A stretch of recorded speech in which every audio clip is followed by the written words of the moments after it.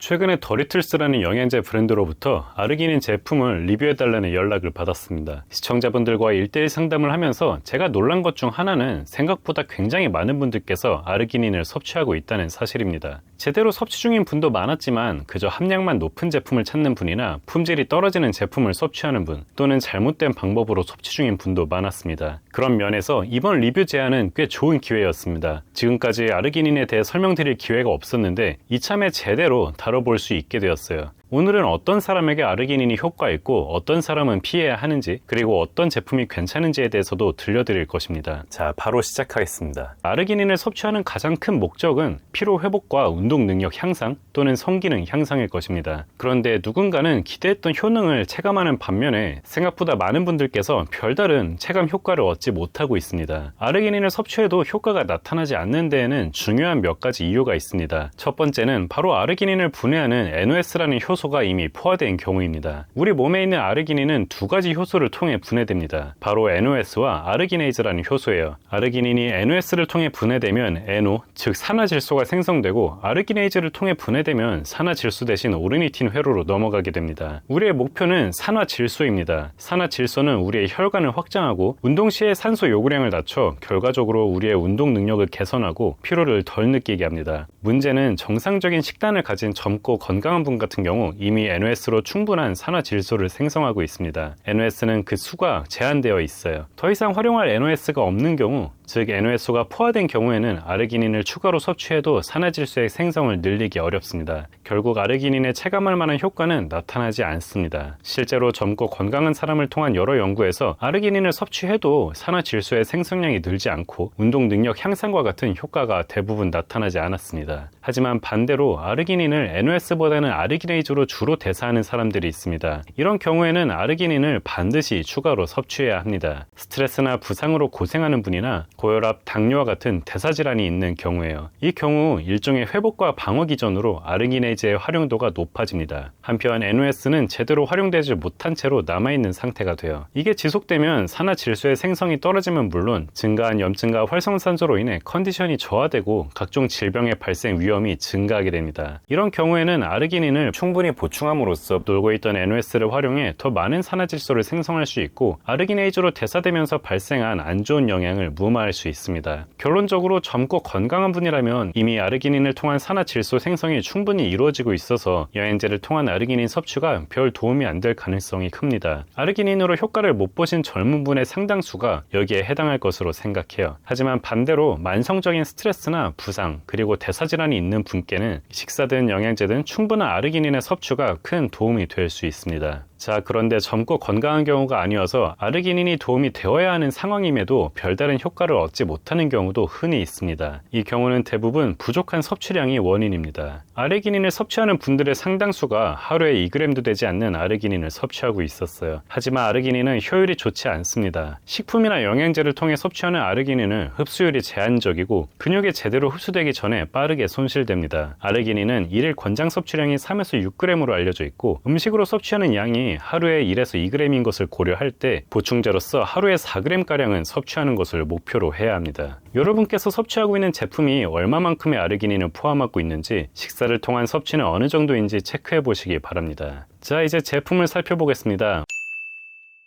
우리나라에서 구할 수 있는 아르기닌은 크게 3가지 종류로 구분할 수 있습니다. 약국에서 판매되는 의약품 등급 아르기닌과 일반 매장이나 온라인에서 판매되는 식품 등급의 아르기닌, 그리고 해외 직구 제품입니다. 이 3가지는 각기 다른 장단점이 있습니다. 주의해야 할 것은, 우리가 비교해야 할 것은 제품의 품질과 구성이라는 점입니다. 지금부터 소개해드릴 그 어떤 제품도 앞서 설명드린 아르기닌에 관한 효능을 보장하지 않습니다. 먼저 의약품 아르기닌부터 살펴보겠습니다. 잘 알려진 포텐시에이터나 라라올라 같은 제품이 여기에 해당하는데요. 함량이 상당히 높은 편이고, 그리고 모두 액상형으로 나오고 있어요. 흡수가 빠른 만큼 위장 장애가 덜하다는 장점이 있습니다. 단점은 상당히 비싸다는 것과 약국에서만 구할 수 있다는 점이에요. 아르기닌 성분 자체를 놓고 보면 의약품 아르기닌이 품질 면에서 뛰어납니다. 하지만 가성비적인 측면에서 장기간 섭취하기에는 부담될 수밖에 없어서 주로 단기간의 컨디션 개선, 피로회복 목적으로 찾는 분께 권해드립니다. 다음은 식품 등급의 아르기닌인데요. 시트오르 아르기닌 부스터 같은 제품이 여기에 해당됩니다. 우리나라에서는 아르기닌이 건강기능식품 원료로 등록되어 있지 않습니다. 따라서 의약품을 제외한 아르기닌은 모두 식품 등급으로 나오고 있어요. 식품 등급인 만큼 어떤 효능이나 함량이 보장되지 않기 때문에 제품에 따라 품질의 편차가 클 수 있습니다. 하지만 이런 제품의 가장 큰 장점은 성분 구성을 제조 기획자의 의도대로 자유롭게 할 수 있다는 점이에요. 믿을 만한 업체에서 제조한 제품이라면 이런 다양한 성분 구성은 소비자에게 큰 메리트가 됩니다. 예를 들면 우리 몸에서 장기간 아르기닌을 생성하는 시트룰린 같은 성분이 첨가되기도 하고, 근육과 신경에 활용되는 카르니틴이나 아스파트산, 타우린 같은 영양소가 배합되기도 합니다. 아르기닌 단일 성분의 제품으로는 얻을 수 없는 부분을 채워주는 것이 요즘 제품의 트렌드입니다. 시트오르 아르기닌 부스터의 경우 아르기닌뿐 아니라 아스파트산이나 오르니틴 같은 아주 고가의 원료가 다른 제품 대비 상당히 높은 함량으로 배합되어 있고, 특히 오르니틴이 1000mg이 함유되어 있다는 것은 주목할 만한 포인트입니다. 그리고 아르기닌의 부작용 가능성을 낮출 수 있는 라이신과 시트룰린을 함유하는 수박과피 추출물도 포함된 것을 볼 수 있습니다. 그리고 아르기닌 자체도 품질 면에서 보장되는 원료입니다. 세계적인 아르기닌 원료사인 미국의 교화 원료가 4000mg 배합되어 있어요. 기존의 아르기닌 제품으로부터 별다른 체감을 얻지 못하셨던 분, 그리고 이미 NOS 효소를 충분히 활용해 아르기닌으로부터 추가적인 산화 질소를 획득하지 못하는 분에게도 도움이 될 수 있는 구성입니다. 국내 아르기닌 제품을 구매하신다면 아르기닌 외에 아르기닌 원료사 및 어떤 성분이 복합되어 있는지 유심히 고려해서 선택하시기 바랍니다. 자, 해외 제품 같은 경우에는 품질에 특히 주의해야 합니다. 운동 관련 영양제 같은 경우 제품의 효능을 높이기 위해 스테로이드 같은 물질을 불법으로 첨가했다가 적발되는 경우가 매년 발생하기 때문인데요. 아르기닌을 구매하시려면 가능하면 아르기닌 단일 성분 제품으로 구매하시고 이름 있는 브랜드의 제품을 선택하는 것이 좋습니다. 만약 메이저 영양제 브랜드가 아닌 스포츠 브랜드의 제품을 구매하신다면 반드시 NSF 스포츠 같은 제3자 업체의 품질 인증 마크가 새겨져 있는 제품을 구매하시기 바랍니다. 아르기닌은 기본적으로 안전한 성분입니다. 대부분의 경우에는 특별한 부작용 없이 섭취할 수 있어요. 다만 속쓰림과 같은 위장장애가 발생하는 경우가 다른 영양제에 비해 흔한 편입니다. 이 경우 캡슐이나 파우더보다는 액상으로 된 제품을 섭취하는 것이 조금 더 안전할 수 있습니다. 특히 캡슐로 된 아르기닌은 식도에 걸려서 식도염을 유발한 실제 사례가 몇 차례 보고된 바 있어 이런 제품을 드실 경우 반드시 충분한 양의 물과 함께 섭취해야 하고 취침 직전 섭취는 피하시길 권해드립니다. 그리고 어떤 연구에서 심장마비를 겪은 사람이 아르기닌을 섭취했을 때 오히려 사망률이 증가하는 양상이 나타난 바 있습니다. 극심한 심혈관 질환이 병력이 있는 분이라면 아르기닌 영양제의 섭취를 피하는 것이 좋습니다. 자, 이렇게 오늘 아르기닌에 대해 한번 살펴보았는데요. 지금까지 아르기닌을 통해 효과를 못 보셨던 분이라면 본인에게 아르기닌이 꼭 필요한 영양소인지 제품의 구성이나 섭취량의 측면에서 부족했던 것은 아닌지 한번 살펴보시기 바랍니다. 만약 본인에게 아르기닌이 필요한지 아닌지 긴가민가 하시다면 언제든 제 1:1 상담 톡방을 통해 문의 주시기 바랍니다. 답변이 다소 늦어도 모두에게 답변 드리고 있습니다.